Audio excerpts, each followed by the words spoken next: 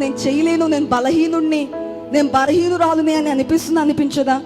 అనిపిస్తుంది.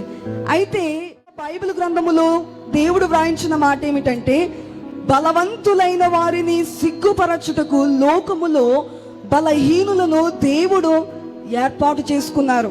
ఈ లిస్ట్ లో మనం ఉన్నామేమో, మనం బలహీనులమని మనం అనుకుంటాం, వెర్రివారం అని కూడా మనము అనుకుంటాం, అంత తెలివి లేదు నాకు అని కూడా అనుకుంటాం, మనము నీచులైన వారం అని కూడా మనము అనుకుంటాము, తృణీకరింపబడిన వారం అని అనుకుంటాం, ఎన్నిక లేని వారం అని అనుకుంటాం. కానీ ఇట్లాంటి వారిని దేవుడు బలపరచినట్లు, గొప్ప స్థితిలోనికి దేవుడు తీసుకుని వచ్చినట్లుగా బైబిల్ మనకు సాక్ష్యం ఇస్తుంది.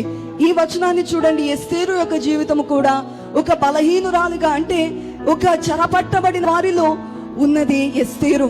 బలహీనురాలుగా, ఎన్నిక లేని ఆమెగా ఈ దేవుడు ఎస్తేరును పైకి లేపారు.